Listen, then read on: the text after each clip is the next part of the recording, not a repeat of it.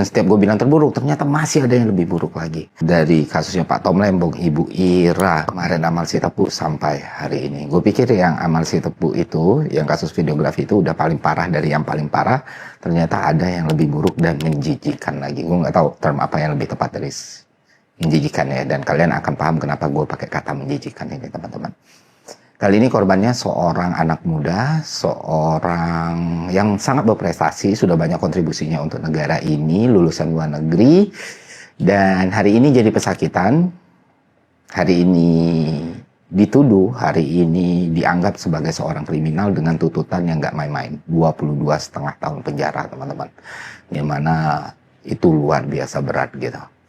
Orang tersebut bernama Ibrahim Arif atau biasa disapa sebagai Ibam. Dia adalah sosok yang sangat dihormati di dunia IT Indonesia yang track record dan sepak terjangnya sudah tidak diragukan lagi. Dan ya sampai hari ini dia sedang menunggu putusan sidang karena dituduh melakukan tindak pidana korupsi dengan tuntutan 22,5 tahun penjara.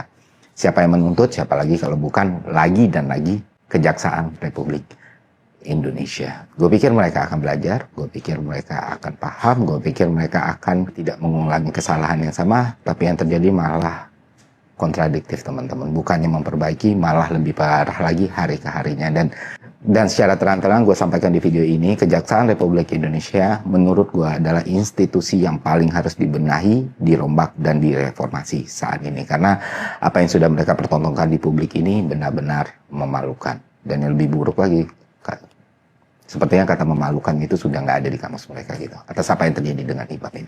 Kenapa gue bisa sampai mengatakan hal sekeras ini, teman-teman? Karena dalam kasus korupsi ini, koruptornya, orang yang menerima uang, orang yang menerima sogokan, orang yang menerima gratifikasi, bukan duduk sebagai seorang terpidana atau terdakwa, malah duduk sebagai saksi dari kejaksaan. Sedangkan Ibam tadi, yang posisinya hanya konsultan dari subkon pula, dituntut dengan pidana 22,5 tahun.